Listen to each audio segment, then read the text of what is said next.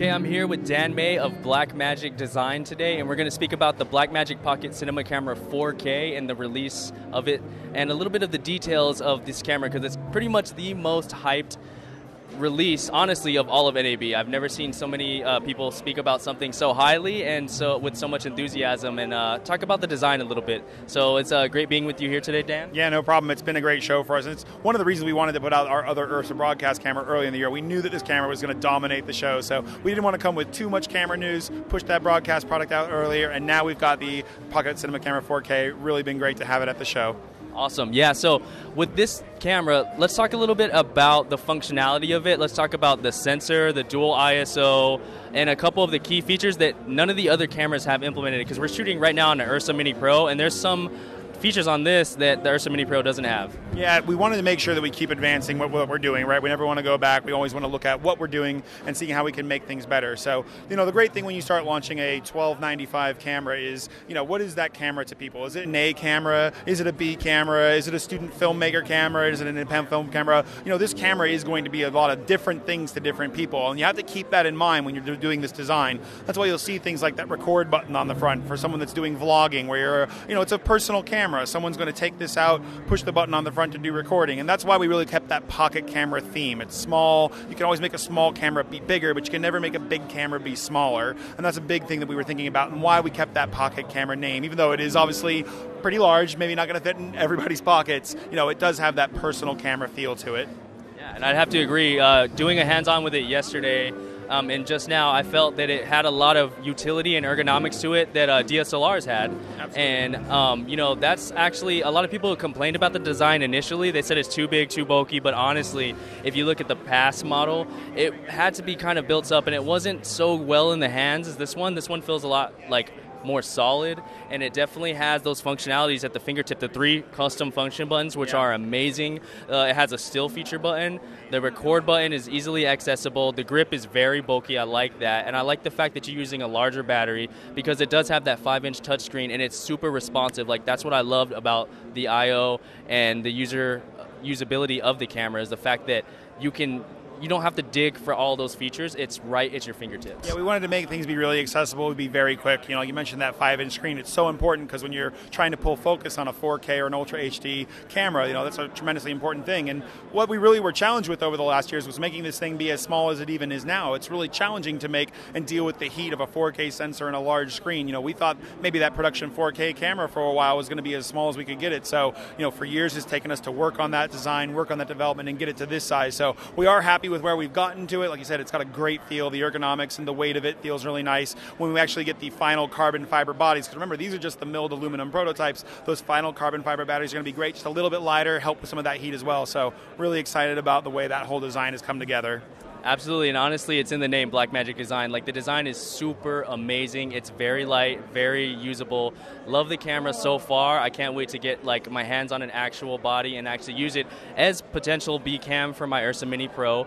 So far, it's looking excellent. I love that you can use the USB-C to expand the media or to offload from. It's like a super useful and super futuristic approach to using media, and that's awesome. And it has a CFast 2 slot, and it has an SD slot. It basically has everything you need. MFT, you can adapt so many things to it, and honestly, I think it's pretty much the best camera in that price range. I know it's competing with GH5, the Sony Alphas.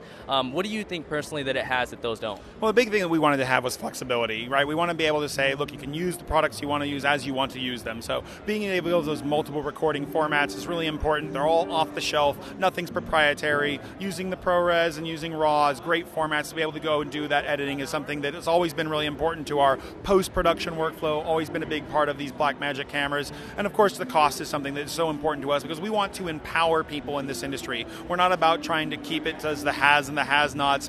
Price point shouldn't be what limits someone's creativity. We want to create really professional tools at affordable pricing, and that's one of the reasons we wanted to include the DaVinci Resolve 15 with that camera. Let people have these tools to go out and do truly professional work at a professional level with a price point that is very accessible for the most amount of people.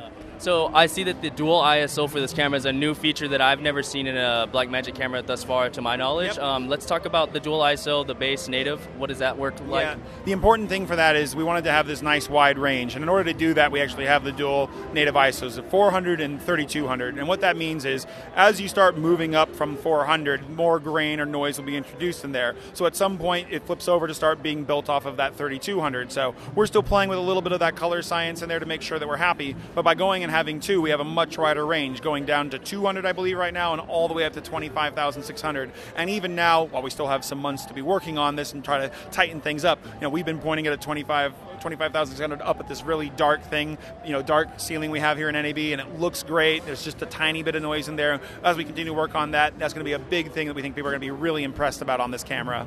And what kind of sensor is it? Is it an off-the-shelf sensor? Did you guys design it? Can you give me any information or details on that? Unlike the sensors in the past where sometimes we've done some co-design and development, and sometimes that's been great, and sometimes that's caused delays, this is just an off-the-shelf sensor. We're really quite happy with it. So when we talk about September, we feel really quite confident with that delivery day. We've got our metal work and design going on. All of our parts are coming through on us. So we feel good about September. Obviously, anything can happen, so we'll see how it goes. But we're really quite happy with where we are, and we're glad to be able to show it at NAB, even in the shape that it is today.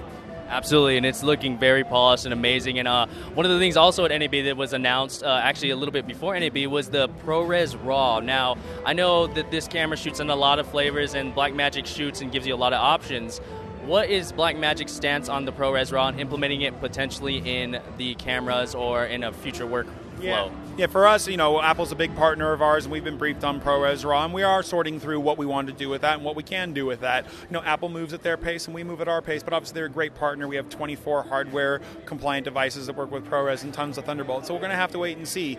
For right now, we're just going to go ahead and move along with the plans we've had. We'll figure out once we get into the nuts and bolts of what ProRes RAW actually does and see if there's actual benefit in the cameras for us, or do we kind of have things already covered? We already have RAW 3.1, RAW 4.1 compression, of course, great ProRes HQ and 422. So we're going to have to do some work on our end to see what we get out of that, and they'll work with us on that, and we'll just kind of see how things go. And honestly, you guys have been developing and working really hard to satisfy your customers, and that's why I'm sticking with this camera, sticking with this company. I look forward to September, and I look forward to hopefully the successor of the Ursa Mini Pro whenever that's coming out. And I want to appreciate you and thank you for doing this interview, Dan. No problem.